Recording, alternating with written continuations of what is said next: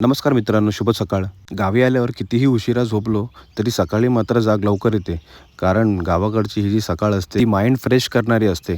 Fresh वगैरे झालो आणि थोड्याच वेळात पाहतो तर आमच्या विंडोजवळ असा टकटक करून आवाज येत होता. हळूच कॅमेरा झूम केला, बघतो तरी चिमणी येऊन आहे ना काचेवरती टकटक असा आवाज करत होती. मला त्रास देत होती बहुतेक. मग मटेश्वर देवाची धावती बेट घेऊन मी निघालो निवली फाट्याला. कारण पालखी उद्या आमच्या घरी येणार आहे. तर तयारी करण्यासाठी थोडीफार शॉपिंग करण्यासाठी निवली फाट्यावर गेलो. पण त्याआधी आपल्या नीलपरीचं पोट फुल करून घेऊ.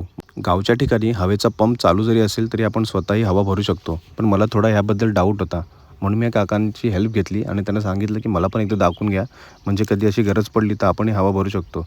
पण ते काकाही खूप छान होते, त्यांनी पण व्यवस्थित मला समजवलं. आता नेक्स्ट टाईम कधी अशी गरज पडलीच तर आपण स्वतः देखील हवा भरू शकतो. निवली फाट्यावर सुद्धा लवकरच ब्रिजचं काम पूर्ण होणार आहे. मग सर्वात आधी घेतलं चिकन, मग आणखी काही गोष्टी खरेदी केल्या. निवली फाट्याला आलो आणि स्वाद वडापाव नाही खाल्ला तर फायदाच काय, तर तोही पार्सल करून घेतला. तुम्ही कधी आला तर नक्की स्वाद वडापाव ट्राय करा. नीलपरीला वॉश करायचं होतं पण निवली फाट्यावरचे दोन्ही वॉशिंग सेंटर बंद होते. मग आपण आलो करबुड्यात श्री सिद्धिविनायक वॉशिंग सेंटरमध्ये. दुपारचे 1 वाजले होते. ऊन पण डोक्यावर भरपूर होतं आणि भूक पण खूप लागली होती. शेवटी एक पार्सल घेतलेला वडापाव तिथेच खाऊन घेतला. वॉश करून झाल्यावर निघालो घराच्या दिशेने. कोकणातली सकाळ जितकी सुंदर असते तितकीच दुपार भयंकर.